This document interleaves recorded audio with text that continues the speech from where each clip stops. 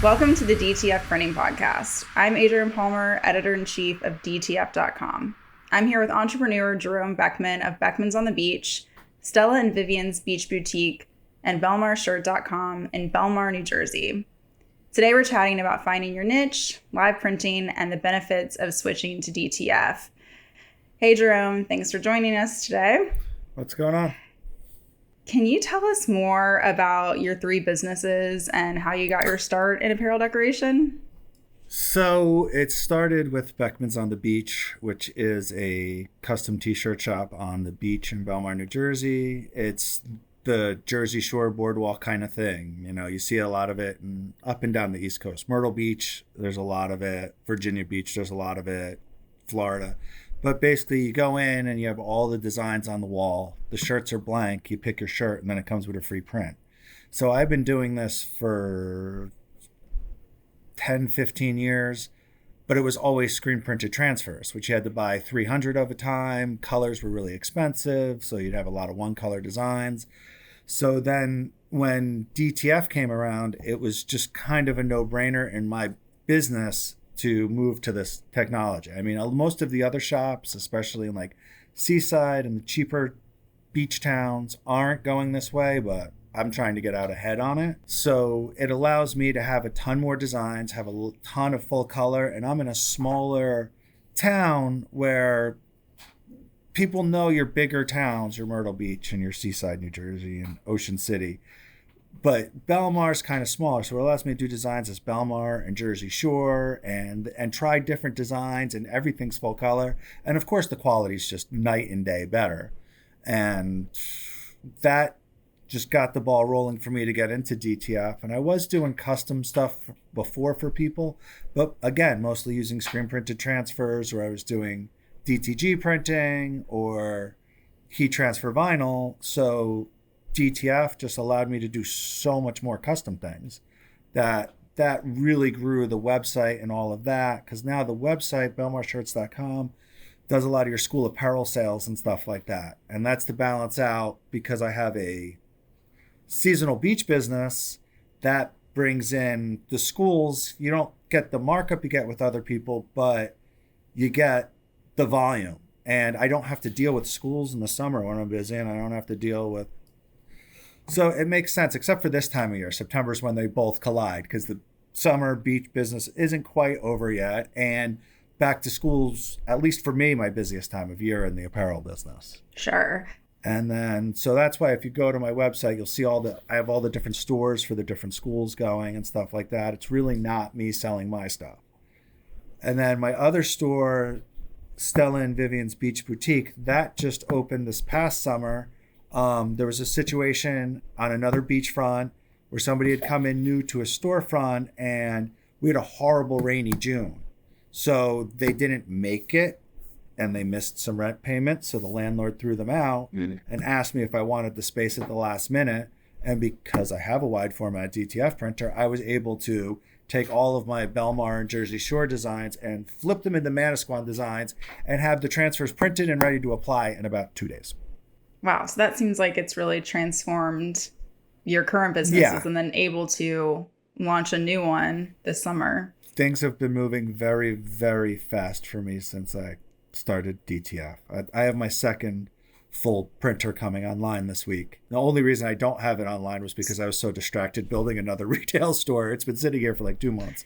It's been a joke because we've had the second printer here for like 2 or 3 months that we're so busy, we're like, oh, gee, I wish we had a second printer going to catch up. And then it's sitting on the other side of the room. But it's a lot just to hook these machines up, just to get all the wiring in and everything else, and having to make sure it's climate control. I mean, I run my machines ran in a clean room. It has separate makeup air coming in. It has separate ventilation for the room besides ventilation for the machines, besides all these other things that I actually took out closets to make the room bigger, to put my second machine in the same room rather than have to try and build all that climate and humidity control into another room. Because at least up here in the Northeast, the second we turn on forced hot air, you're running humidifiers and swamp coolers and everything else to keep the machine going. So especially when you're doing the right thing and running makeup air through the room, because these things are toxic. Can you talk a little bit about your setup? So you have the 2 retail spots and the online. Do you have a separate building or facility where you're doing all of the printing, or is that kind of in a back room somewhere? I mean, how does that work, especially when you're doing technically live printing for customers who are popping off the beach and saying, I want that shirt with that design? Well, with all that, see, we print all the transfers in advance. So they're all in file cabinets on the other side. It's not like I'm printing stuff for people's orders. All the transfers, that's the same way it always was with screen printed transfers. Because right now I have files of DTF and files of screen printed transfers because I get new designs every year. And with screen printed ones, you'd have to get 300 of them. So they're not bad. I'm not going to get rid of them. I mean, it was cool artwork 2 years ago. Eventually those will all fade out.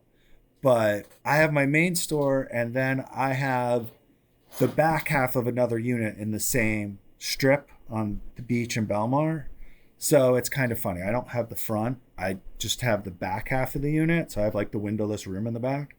And I have to go out my back door and across the back of the mall and in the back. And I kind of walk back and forth all day. So I have guys who work over here, guys who work over there. That's actually where I am. Oh, okay. So this is where we do the art and embroidery. It's a whole separate thing up there. Even somebody over So you there. also offer embroidery for all 3 technical locations, 1 online and 2 in person, or is that just for the online store? I do what people pay me to do, man. If I need it for here, if I need it for there. I mean, for the retail stores, you don't really do embroidery on the spot. That's why my embroidery machines are back here, because I don't even want people seeing them in my stores, because there's a lot more setup into that. But for the stores, we pre-run stuff, full applique, embroidered hoodies and hats and stuff like that. That stuff we run regular retail and we just have in the store. Now with DTF, I want to start maybe doing some like on-demand trucker hats where I'll shrink a lot of my logos and have them ready to go so I can do trucker hats on demand. But that's something I'm working on. I don't know. Embroidery takes time. So Sure. But I definitely like for websites and stuff like that, because you know, if you're doing a baseball team, even these days, I'm DTFing so many jerseys because it looks so good on poly. Why spend the money on embroidery? But you still got to embroider the hats. You can't DTF the hats. Although people are figuring out ways to DTF onto foam and then put that on the hats. Interesting. Yeah, I think we're going to be seeing a lot more in terms of the technology and what's available in the next few years, especially as more people bring machines in-house and are able to test and try different applications, different blanks. You kind of mentioned the graphic that you had, from 2 years ago. It's a screen printing graphic that you created for a transfer. But in terms of creating designs, and trends, how are you looking at those things? What are your most popular t-shirt designs? What are people coming into the shop looking for? I mean, the easiest design this year right now, everything is just Keep on Truckin' font, which is like that bubbly font that you see everywhere. That is actually the cover of the Grateful Dead 1973 Keep on Truckin' album, which is funny. I mean, I would say we don't steal art, we liberate it, because you stay on what's on trend. Honestly, I can't even take credit for a lot of my artwork because there's companies out there that they specialize in artwork for the resort stores. So when I used to get transfers, I would go and I would just look at all their artwork, pick the ones I want. They all said Myrtle Beach, and they would just change them to say Belmar. Or I buy art packs online and stuff like that. Or the college graphic design students that I have working for me come up with designs, but it's just, I don't know. The artwork just happens. Yeah. Have you dabbled at all with AI or Midjourney for any of the designs there to get ideas? I know that's kind of the hot thing right now, using artificial intelligence to help at least maybe brainstorm or come up with some ideas, especially things that are trending for this year and for next. Oh, I don't know. That's not me. I haven't figured any of that stuff out yet. Like, I have some of these companies that I've worked with that it's their job to have the on-trend artwork and whatnot. And I've worked with them for years. And since I started printing DTF, these are companies that make the screen printed transfers. And they've had a couple jobs where they're sending me jobs to print for them DTF now. So now they're selling me the artwork. But again, it's like artwork just happens, especially on a beach store and stuff like that. Like, you're following the trends, but I'll put 10 designs on the wall, and the 2 that I think are the coolest that are going to do the best rarely ever are. And then you have other ones that just out of nowhere, for no reason, do great. Yeah. I mean, we have our own little spin. Like when I get artwork from other places, we polish it because I have my own designer who's amazing. I live at a beach town, so I'm familiar with the trends that come through each year. And it's interesting. Mainly people now, from what I'm seeing, is they just want text. They just want to say where they were, the year that they were there, and then they can come home and that's what they rock the whole year long to say, oh, that's where I went on my beach vacation. And so that's at least what here in Panama City. Yeah, so you know exactly the kind of stores I'm. Oh, yeah, absolutely. Yeah. So are you offering pretty much one blank apparel provider at the retail stores for people to pick and choose? Or do you really run the gamut in terms of the blanks that you're providing to your customers? I mean, I pick blanks that I like, and I pick blanks that I feel like fit like a beachy vibe. So I love Independent Trading Company. I used Independent Trading Company a ton before DTG came around. And then they were a really good hoodie to DTG. I DTG'd for a long time, so I'm still stuck with some of those blanks that I like.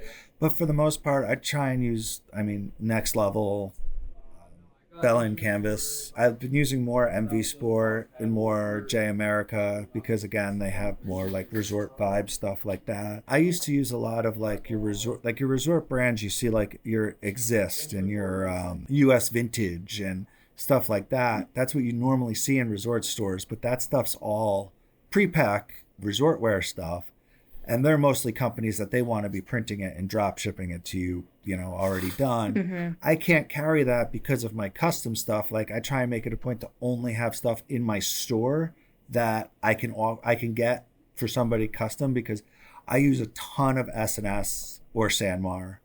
I used to use some other brands, but not as much anymore. I really like Tultex. One of my go-to shirts is a Tultex 202. It's just, everybody likes that better than a box cut, because at least when you're doing 50 shirts for a group or something like that, the girls appreciate that it's not just a cheap men's shirt. It's at least something unisex. So yeah, absolutely. I know how that goes. And Bella, everybody knows the name. Sure. Yeah. You mentioned that you offer DTG. What are you finding to be the biggest difference between DTG and DTF? So, I literally went Office Space on my DTG printer once I was ready to go with DTF. But DTG is done correctly. It's a better product. DTG is phenomenal quality. It's just slow. And pre-treat sucks. And having garment restrictions sucks. I'm one of, the only beach shops that offer poly, because you can't put screen printed transfers on poly. But now that I'm doing DTF, I have all the, SPF 50 stuff, and like that stuff's growing for me incredibly fast. We were talking about embroidery. One of the biggest reasons I don't embroider a lot anymore is because you can DTF onto a poly performance shirt, polo performance shirt, and it looks great. And I'm about to get a decent government contract because it's this big giant shield of a print, and they always hated that on embroidery it was big and heavy, and the higher ups want poly garments and poly shirts. So they came to me because they saw printed poly I did for one of the other divisions. That's a nice word of mouth. Yeah, if you do good work and charge fair prices, the work will come. Yeah. Do you feel like a lot of customers are noticing that difference now? Are you seeing that they can tell the difference, or do you feel as though maybe they necessarily don't really care about the process? People care about the price more than the process, but they notice quality and they don't care about paying for it. I ran my store for years, and like I used to say, I kind of knew where my place. I was a transfer shop or whatever, but now I don't have a problem telling people in most cases it's better than screen printing. I tell people I'm a modern digital print shop. I don't use cheap screen printing anymore. I say that all day long. And people, transfers, oh, is it going to wash okay? I'm like, yeah, it's a digital print. It's not cheap screen printing. That's what I'm looking people in the face and telling them, because I believe my product's better, especially than crappy 110 mesh screen print. Like I dabbled in it and it was a waste of my time.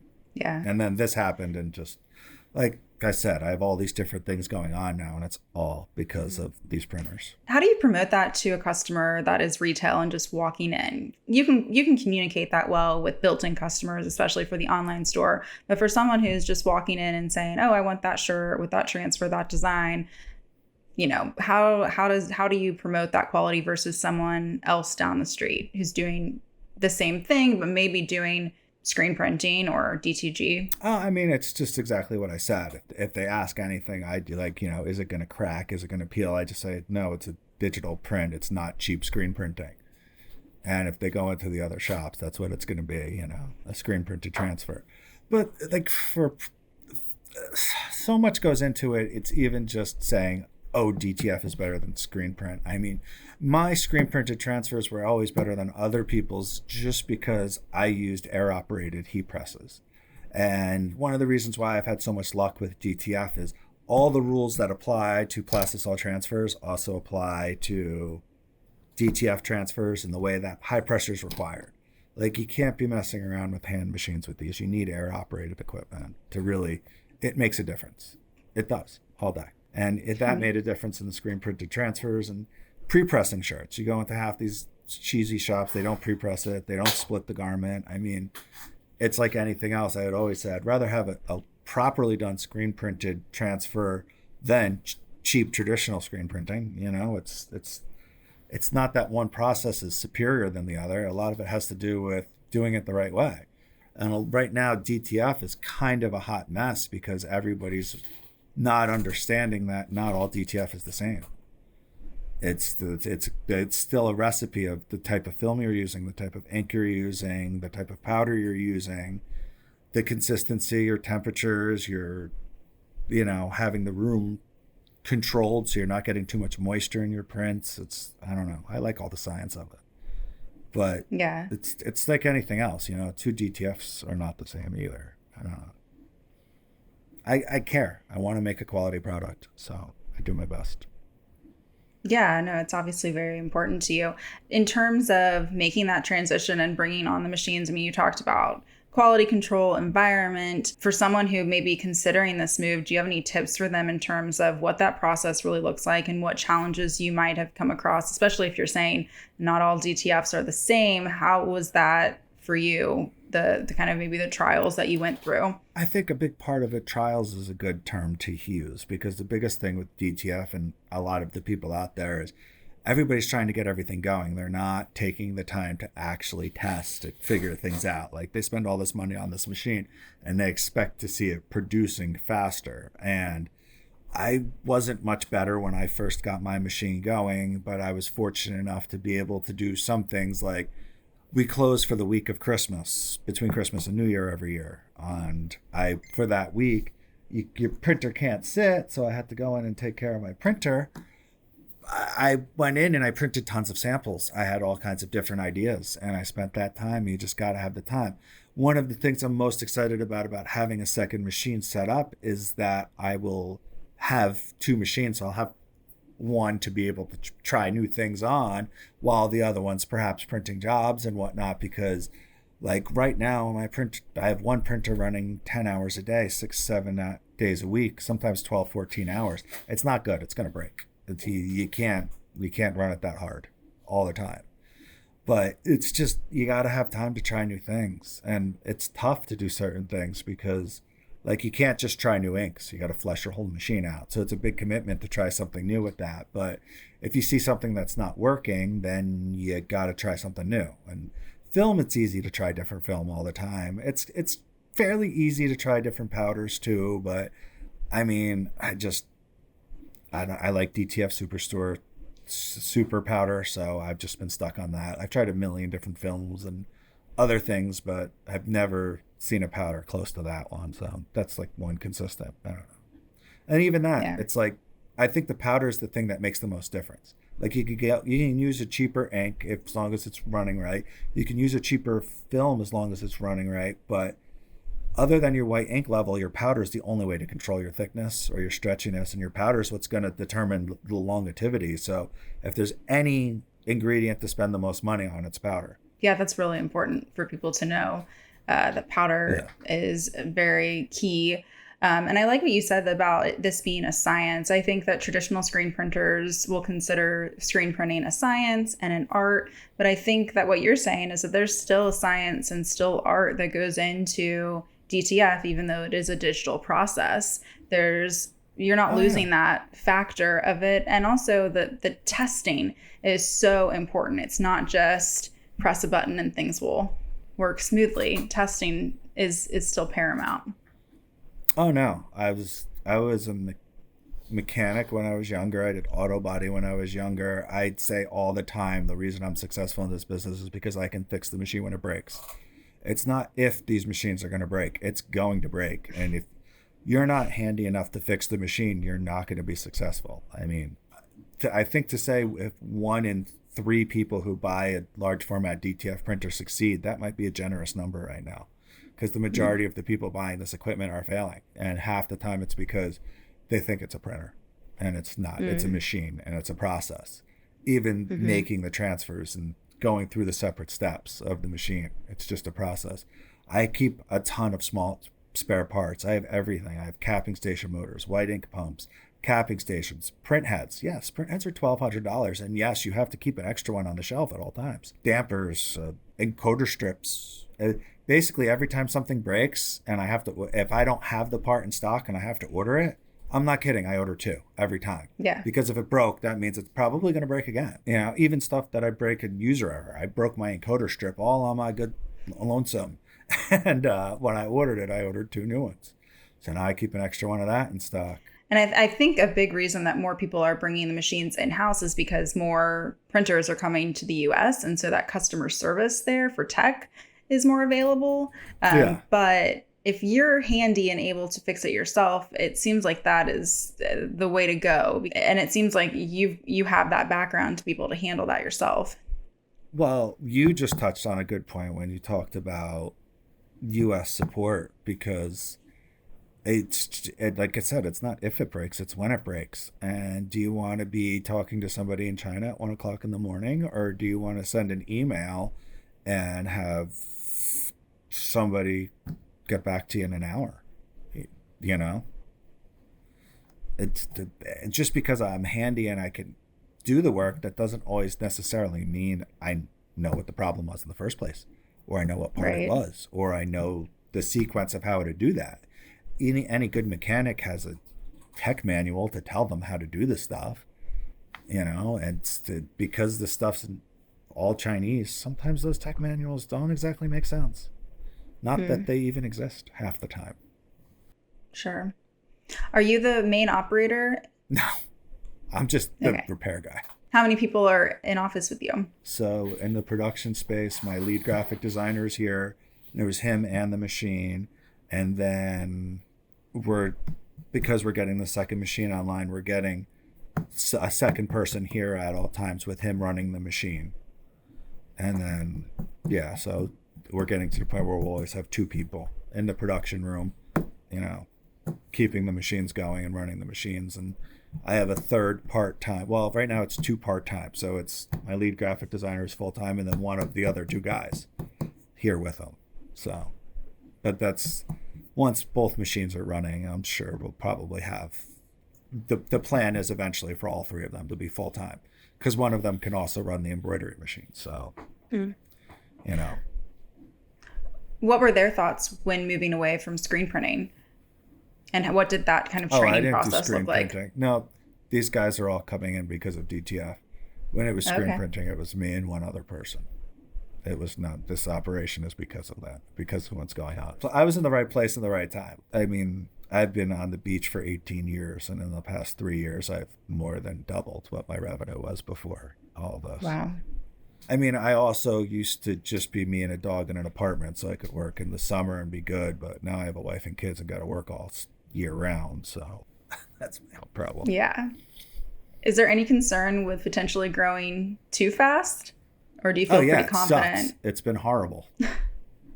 To be completely honest with you, I always believed in the idea of diversifying revenue streams, and now I have too many of them growing too fast. The toughest part is you have to bring people in. Like, that's why we're training people and getting people ready before the second machine turns on, because one of the things that I'm learning is you have to bring the help in and start training them before it happens, because like right now, back to school, we are slammed, and I can't bring anybody new in next week because it's going to be, that doesn't solve the problem today. That solves the problem from happening again 3 months from now.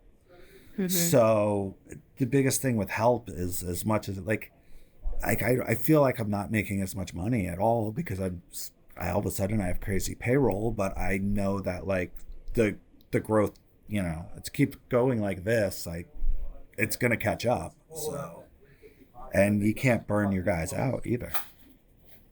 And you can't. Yeah. It's just because then you're really screwed. And again, this is technical work. You're not paying minimum wage anymore. I mean, I've been a business owner for 18 years. I used to pay college kids $10-12 an hour to work in my retail store. Now, for somebody to work back here, minimum wage is $15, so it's $18 just to train, $20 an hour. That happened fast. That happened real fast. Are you finding people who were already in the print industry, or are you looking into different industries and bringing them on and kind of training them from the jump? Oh, I just wing it. You take what you could get. The most important thing to do with employees is to just not expect everybody to do everything and to learn how to diversify your employees. Like, whereas I'm diversifying, having my employees more specific. That's how I've been able to handle the growth, is hiring new people and only putting them in certain things. Like, you're here to work in the retail store. You're here to work in the custom print shop. You're here to print, like, because I can't teach everybody to do everything that I do. They're not owners. They don't have this sickness that I have. A sickness? That's funny. I'm sure a lot of people would maybe agree with that. You also had mentioned, we had talked earlier, that you have a media hire who is producing videos for your latest retail location. Yeah. Can you talk a little bit about how social media marketing, I mean, specifically through Facebook, has contributed to the growth of your business, and why you're putting money into having, a video person specific to that? Well, it's just all about the locals Facebook groups. Every town has their local Facebook group where everybody chits and chats about everything. And for me, with the resort store and taking pride in making a quality product, you get to build that reputation of being the place that the locals take, because you live in a beach town. So you get a lot of people come and visit you in the summer. If you live by the beach, just all of a sudden, every cousin and aunt and uncle, everybody comes by to see you when you have a beach house. But when you do good work, my store, I'm the place where the locals take people to say, here, this is the place that has the cool artwork. They have the quality garments. It's not the same name drop crap that you see in the other stores. So that's the marketing in that. And then that's where your custom jobs are going to come from, because that's where people are going to recognize your business. And it's important to put back into the community. Like, people in these Facebook groups, they know I do the work for the local elementary school. And a lot of them that know you do the work for the rec, they know you, if they know you're giving them a good deal, they don't mind paying your regular prices as much for your stuff, because they know you're giving back where it counts. And that's how you engage a community, is ultimately giving away free shit. Yeah, absolutely. That's funny. Are you doing the social media yourself in terms of posting to those groups? No. Do you have someone hired? So I'm over 40, so I don't barely understand Facebook. Because I hired that new store and it was late in the summer and I wanted to get it going on that store, I paid for a certain amount of videos, and I bartered a bunch of t-shirts and sweatshirts for a couple of specific videos at a specific media plan where he created videos over a certain period of time and whatnot. But summer's over on the beach, so at least in Jersey, it's Memorial Day to Labor Day, and that's it. And then you get a little bit of September. And it just did nothing but rain, so it's just over. Yeah, what happens does anyone come in, or do you just shut down the retail stores and focus solely online? The Stella and Vivian's is done for the year, I think. It's open weather permitting on weekends in September, and it's been open 1.5 days because it's rained every weekend. My Belmar store is open all the time, but I'm running my custom print business out of that store, so I'm winding all of the beach stuff down, like, because I sell, some snacks and candy and drinks and stuff like that. Like that stuff that I've always had there before it was a t-shirt shop, you know. There's no convenience stores in the area, so I sell like little medicines and stuff like that too.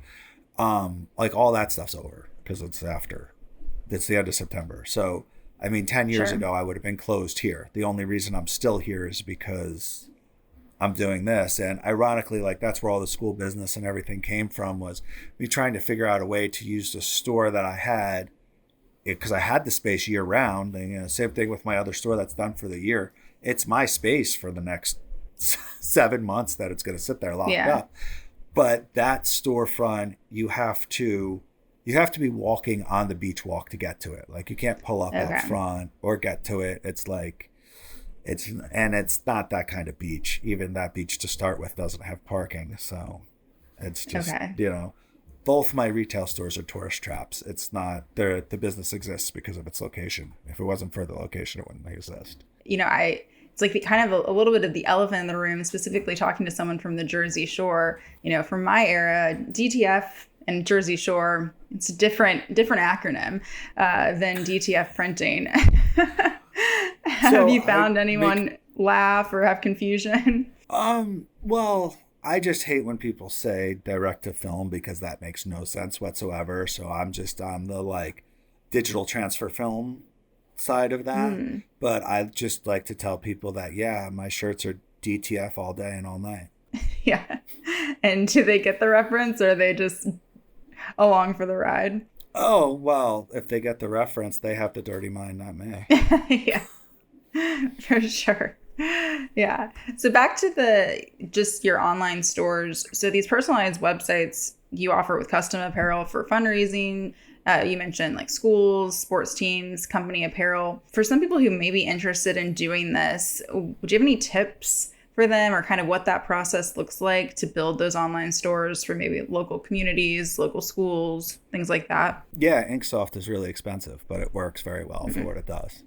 And it kind of sucks. I kind of hate it, but I keep saying I want to switch to Stahl's Spiritwear, but you have so many stores built that I would probably have to pay somebody a month to sit there and convert all my stores over. And that's just, I mean, we could have a whole podcast on my hatred for Inksoft, but it works really, really well. That Inksoft paired with DTF, just, it's a shame that they don't see it, because none of the rest of their software is still stuck in screen printing. And most of my hatred towards Inksoft is actually how horrible all the products come in off of SNS and Sanmar's websites. But I spend more time fixing the products than I do actually building the website, and that's all just because Inksoft got bought out by venture capitalists who are just running it into the ground.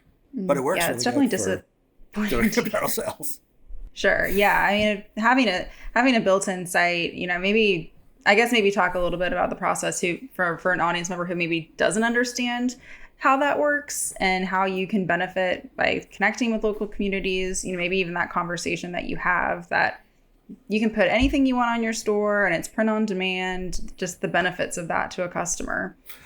I don't do print on demand sites. So print on demand sites are not worth it with wide format DTF.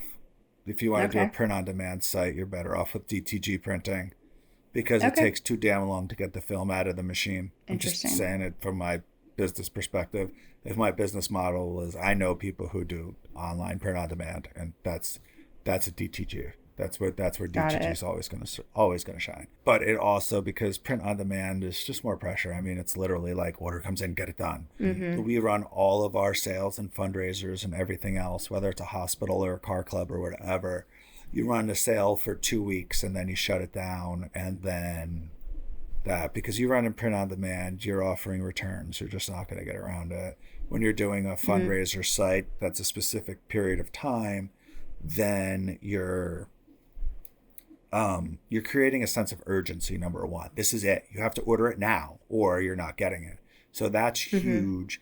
Plus, it just allows you the ability to do bulk printing, and which works with DTF. You know, we run a bit. And again, the reason why Inksoft works really, really well is I don't even have to like go over anything. I just tell graphic designer, like this sale ended. He has his login to Inksoft. He goes to that store, pulls his reports. He can figure out all his customizations, because with all the apparel sales, you're doing a lot of names and numbers, all that stuff, which again, DTF is fantastic for. You're doing it on all these different garments and poly and sports stuff, which again, DTF is superior over DTG or even screen print, anything else. I mean, I do a lot of wholesale sheets to other screen printers, and it's always either full color left chest prints, or quite a few of them are like, yeah, this is a job going on poly, and they just know it's going to be a better product. So that's why they're buying films from me.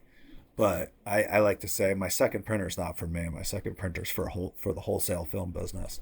And I don't advertise it. I don't have a website. I don't have a gang sheet builder, because I don't want to deal with the customer service of people who don't know what their artwork is. So we just have screen print shops that email us 22.5 by 36-inch gang sheets. Only way we accept it. Unless it's an order of 50 more, then we'll just hit 50 in CAD link. But they know they're not getting it as optimized as if they make their own. But I don't know. If you're not advertising that, how are you getting that business? Oh, they're finding me. Oh, I'm just getting out ahead. Word of mouth. Screen printers talk. The only thing that I've ever really done is I've drive around to all the local screen print shops in the area, and I give them a sample sheet. My sample sheet is 22.5 by 36, and it's got a full color spectrum on it. It's got the tiniest little black text you've ever seen, the tiniest little white text you've ever seen, full color tie-dye stuff. It's got solid white areas, big solid areas, thin areas. It's got all of my artwork instructions on the sheet. It's got all of my press settings on the sheet. It's got all of my pricing on the sheet, all of my emails on the sheet. I mean, if people come in my store, people who know what they're looking at, they look at the transfers, and if they're like, oh, are you using screen print? Or, oh, they'll see the film, they'll go, oh, you're using DTF. And I look at them like, do you have a heat press? If they said, yeah, I have sample sheets behind my counter. And my sample sheet is 22.5 by 36. It's how I sell it, and I give them away. So I've every now and again, like actually only like twice, I drove around to screen print shops in the area and just handed out sample sheets, told them, here I am. What I never saw coming is that there's a huge business in being the local DTF guy, because I don't care if you got a great guy out in Texas that's next day shipping. By the time he prints it and ships it next day, it's still 3-4 days before you get it. I have customers that are 5 minutes away from me that sometimes will still pay. I charge $12 flat rate shipping. So they'll get stuff shipped, because they say it's not worth losing an hour of time to come here. But if they need me, I'm here. And it's, like I said, a lot of it's just being the local guy, them being able to actually talk to somebody when they have issues and whatnot. And I keep saying I'm going to put a gang sheet builder on my website, but I just don't want people who don't know what they're doing. I don't want people buying transfers from me and then saying my transfers are crap because they're using a crappy heat press. And that's what 9 out of 10 people will tell you, is they're having problems, or they don't know, or they're saying they're not peeling correctly because the people are just trying to hot peel it and not giving it time. The more hot peel the film is, the less quality the print is. So that's, again, something that comes from trial and error. And different films is definitely the easiest thing to try different versions of. I mean, I'll tell everybody, if anybody really wants to know, I'm DTF Superstore Super Powder, Coent Double Matte Film, and Inkbank 5600 ink. There you go, the secret sauce. That's it. That's all I use. Yeah. And then you have to have the NIX thing to get your colors right. If you don't have that, your colors are wrong, especially if you're playing with different films and different everything. Because even if, the ink manufacturer gives you their thing, great, that still doesn't match your printer, and it still doesn't match your film if you're not custom making it to yourself. And that's one thing that this industry is sorely lacking right now, is anybody who could, if there was somebody that I could believe in that would come in here and do custom profiles on my machines, I would pay them. I would pay to fly them in here. But there's no good technicians that are able to do that, because anybody who knows anything is either too busy running printers or they're too busy selling them and doing installs. Nobody wants to actually, once you're up and running and you want to take it to the next level, you're on your own right now. But that's what you're here for, is to spread all this information. Exactly. If anyone out there is a color management specialist, wants to consult and get some extra business so that the quality is there. Understanding waveforms, understanding building a complete profile, even with the add-on in CAD-Link. I mean, we still can't figure it out. We just know how to, we can skip to the end and do the ICC part, but we're still printing at, like, we use a heavy white setting, but printed at 50% white because it's just, that's what makes sense to us. But again, I'd pay somebody to come in here and figure it out, but I haven't been able to find anybody. Well, if anyone's listening, waveforms and head voltage and all that stuff. Yeah, no, that's really interesting. I've spoken with some people just from my background with the wide format space, and a little, with screen printing as well. Color management specifically for wide format, the color matching is so important, especially when you're working with big major brands. And so it really shouldn't be any different here, from a billboard to a t-shirt. Color management is still very key, and quality seems to be incredibly important to you. Well, I mean, the biggest thing too, I mean, like I say, I'm focusing on local business. The second the local guys try my stuff and realize it's better than the stuff that they're getting from the big online places, it's just game over. But again, my quality's difference is because I'm also printing so much that I'm actually using. It just blows my mind how many people, the people that have the printers are just making transfers, and they're just talking about what makes a better transfer. They're not talking about the quality of the prints and making the shirts, but I'm on both sides of it, so I see it both ways. That's something that I think that's what sets me apart as a custom print shop, is because I have retail stores, I actually use Bellin canvas and a lot of nice stuff, and most people don't. Screen printing's just a race to the bottom. It's just who can do it for cheaper. And the cheapest way to do it is to use a Port and Company t-shirt. So what advice would you give to other entrepreneurs in niche markets who are looking to adapt and thrive in a changing landscape like you have with DTF? I don't know. It's because my recommendation to people is to find a niche market. Again, like I'm kind of crazy that I have so many things going on, and it's kind of come back to bite me because everything's becoming so much. But I think it's just, I don't know.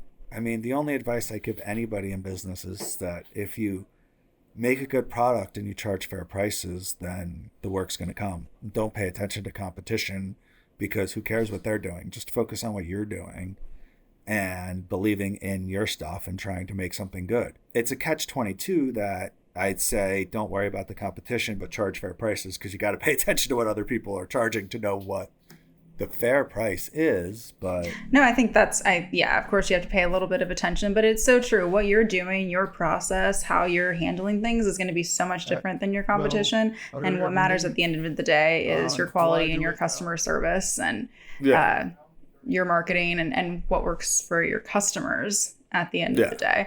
I think with apparel decoration in general, there's enough business out there for everyone.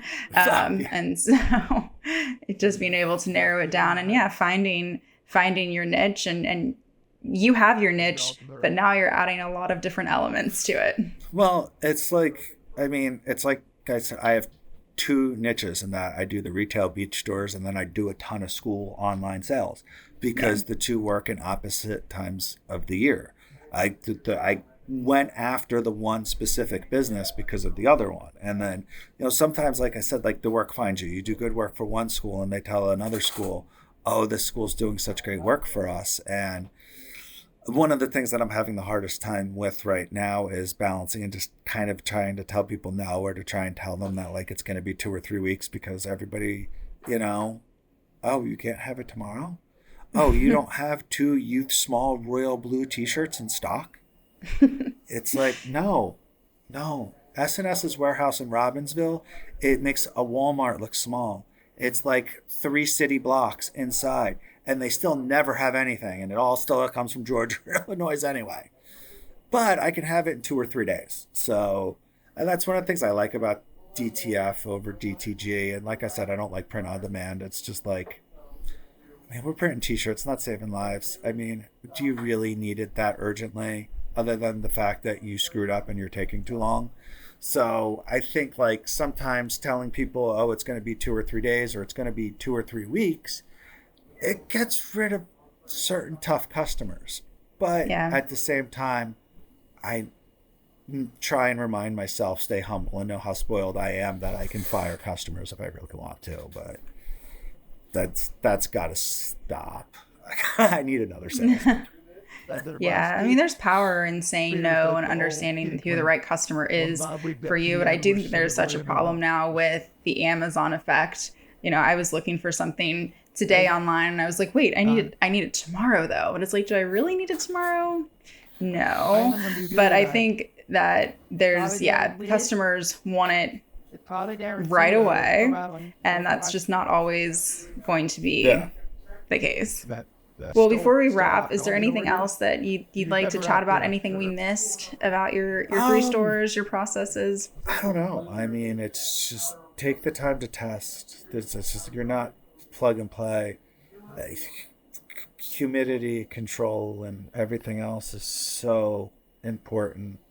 I learned all that stuff from DTG, and that's why I was successful in this, was because I used to have to run my DTG printers in tents, like little row tents inside my store in the middle of the winter, because I knew how important it was. And I mean, take the health precautions of this stuff seriously, because I've had the itchy nose from the vents leaking, and it's gross. And don't run these machines in your house.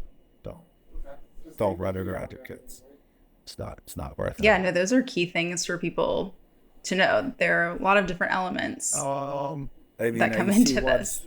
Where like people are running those machines that have like the built-in filters. They don't work. By the way, I had one. They don't work. They clog in like 4 weeks, and the filters are like $500. So unless you want to spend $500 to $600 a month on filters, stay away from the ones with the filters. These machines have to vent outside. That was an expensive learning lesson. I'm sure. Well, where can we find you? We have belmarshirts.com, but where? Facebook, Instagram, other websites? On the beach? Oh, like I said, I'm over 40, so I'm on Facebook.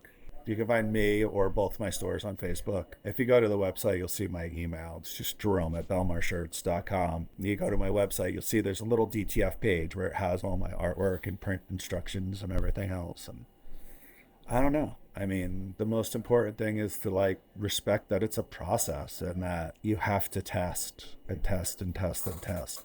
Like, it just blows my mind that somebody would like make a transfer and print it on a shirt and give it to somebody without having any idea, like, if what they did is right, because they're just using what a book tells them. Oh, here's a good one. We print stuff, and then, I have 2 young kids, a wife. We don't, separate anything. When you have 2 kids and sports and everything else, everything gets thrown in the wash.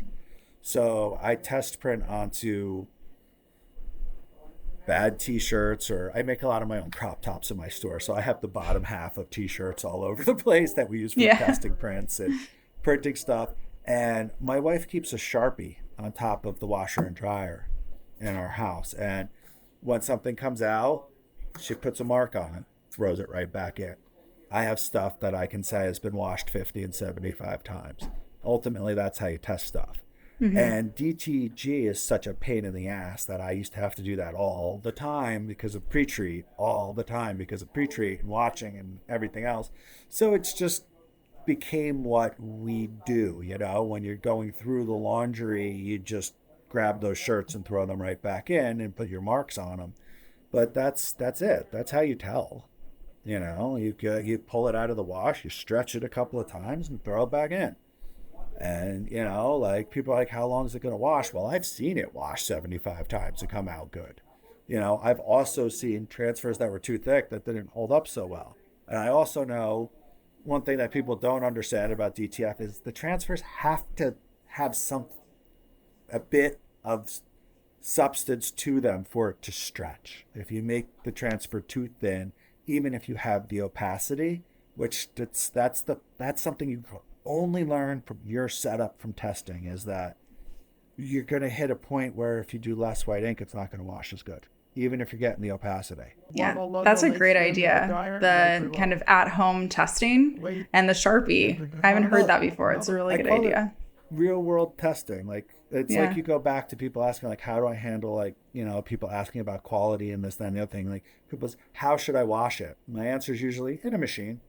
Yeah. And they're like, inside out, blah, blah, blah. I'm like, well, you're supposed to wash all your clothes like that. Yeah. Like, how you would normally wash clothes. Yeah. Yeah. Like, I don't know. Yeah. I mean, the washing machine doesn't mess up your clothes. Anyway, it's the dryer that destroys your clothes. Sure. Yeah, and it's the worst thing you can do to your clothes is use a commercial laundromat dryer. I used to have a lot of issues when I did heat transfer vinyl, and I used a lot of heat transfer vinyl. You could tell if somebody bought 9 out of 10 times, if something came back because it peeled after the first wash, I'd ask them if they used a commercial dryer. 9 times out of 10, it's because they used a laundromat. Oh, interesting. Well, because a commercial dryer is running at 350 degrees. It's running above cure temp. So it's going to cause the glue to come loose. You know? No, that makes a lot of sense. Well, Jerome, you've shared so many great tips for our audience today. Thanks for joining us, Jerome. We'll catch you on the next episode of the DTF Printing Podcast. Thanks for listening.